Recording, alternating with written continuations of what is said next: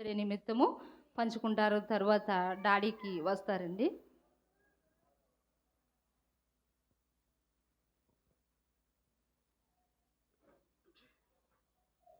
ముందుగా దేవుడి నామానికి మహిమ. డాడీకి మమ్మీకి నా వందనాలు. కూడి వచ్చిన సహోదరులందరికీ కూడా నా వందనాలండి. మీరు ఎంత శ్రమ అనుకోకుండా ఎంత ఓరంగా కూర్చున్నారు. నేను ఎక్కువ సమయాన్ని తీసుకోనండి, ఎందుకంటే అమ్మ క్రిస్మస్ కోసం సమస్తము చెప్పేసింది. మీ అందరికీ కూడా తెలుసండి యేసయ్య గురించి కానీ, క్రిస్మస్ గురించి కానీ, పండగ గురించి కానీ. అయితే నేను ఈరోజు చెప్పేది ఏంటంటే, ఒకసారి చిన్న వాక్యం చదువుదామండి. మత్తయి సువార్త 10వ అధ్యాయం 41వ వచనమండి. 10:41 అండి. ఎవరైనా చదువు సహకరిస్తారా?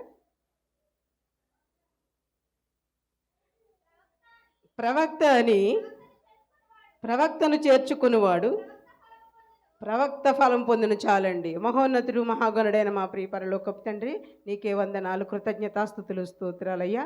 ఇదిగో నా ప్రభలుపురాల యోగ్యురాలు నన్ను మరుగుపరచండి. కేవలం మీరు మాత్రం మహింపరచబడేలాగా వాక్యంతో మాతో అందరితో మీరు మాట్లాడమని నజరేయుడైన యేసు నామములో ప్రార్థన అడిగి వేడుకొంచున్నాం తండ్రి, ఆమేన్. అయితే ప్రవక్తను చేర్చుకునేవారు ప్రవక్త యొక్క ఫలమును పొందుకొనును. మన మధ్యకు ఒక సాధారణ వ్యక్తి కాదండి అయ్యగారు వస్తున్నారంటే, ఆయన గొప్ప ప్రవక్త. ఎందుకంటే స్వస్థతలు, విడుదలలు, అనుభవాలు పొందుకుంటున్న ప్రతి ఒక్కరికి ఒక అముజూరులోనే కాదండి, ద్రాక్షారం కానీ, ఒక తణుకు కానీ, తాడేపల్లిగూడెం కానీ, ఎక్కడెక్కడి నుంచో ప్రతి ఒక్కరు కూడా స్వస్థతలు, విడుదలలో పొందుకుంటూ ఎంతోమంది గర్భఫలాలు ప్రతి ఒక్కరికి కూడా. అయితే అలనాడు ఎలీషా కోసం మనందరికీ తెలుసు కదండి. ఆయన చేర్చుకున్న ఒక స్త్రీ ఏం పొందుకుందంటే ఫలము పొందుకుంది, నెక్స్ట్ ఘనత పొందుకుంది, ఇకపోతే ఆశీర్వాదం పొందుకుందండి. ఫలము అంటే ఆమె గర్భఫలాన్ని పొందుకుంది, ఘనత. ఇప్పుడు ప్రతి బైబిల్ చదివిన కాడ ఆ స్త్రీ కోసం మనం అందరం చదువుతూ ఉంటామండి. ఎందుకంటే 2వ రాజుల గ్రంథం సమయం లేదు, నేను చదవట్లేదండి. అయితే ఆశీర్వాదం కూడా పొందుకుందండి. చనిపోయిన కుమారుని మళ్ళీ తిరిగి తను సంపాదించుకుందండి. ఇలాగా ప్రతి ఒక్కరూ ఈ యొక్క ప్రవక్తను చేర్చుకుంటున్న మీరు ఒక గ్లాసుడు మంచినీళ్ళు ఏ సువార్థికుడికి కానీ ఎవరికైనా ఇచ్చినప్పుడు మనం ఏం చేయాలంటే, చాలా దేవుని కృప వల్ల నేను ఇవ్వగలిగాను, దేవా నీకే కృతజ్ఞతాస్తుతులని మనం చెప్పగలగాలండి. ఎందుకంటే దేవుని కృప లేకపోతే మనం ఎవ్వరం కూడా లేవండి. నేను ఈరోజు ఇలా ఉన్నానంటే కేవలం దేవుని కృప అండి.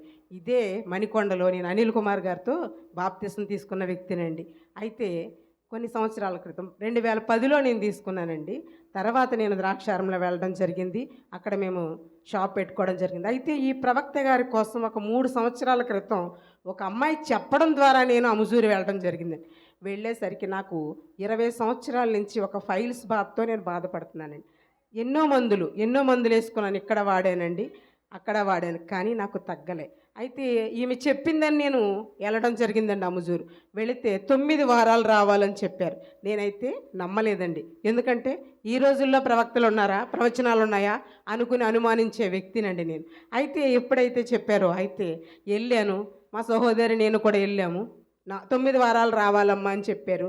ఏదో జనాన్ని రప్పించుకోవడం కోసం చెప్తున్నారు అనుకున్నాము, వచ్చేసాను. కానీ మా సిస్టర్ అయితే కొంచెం విశ్వసించింది. ఎందుకంటే పిల్లల కోసం చెప్పాడు ఆయన, నాకు పిల్లలు ఉన్నారని చెప్పారు.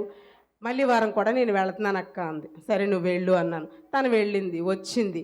కానీ తను వచ్చిన కాడి నుంచి చెప్పడం మొదలుపెట్టిందండి. మనం చెప్పకపోయినా ప్రతి విషయం మనకు చెప్తున్నాడు ఆయన, ఇది నమ్మశక్యంగా ఉంది అని. సరే 3వ వారం నేను వెళదామని వెళ్ళానండి. టెస్ట్ కోసం వెళ్ళాను సుమండి.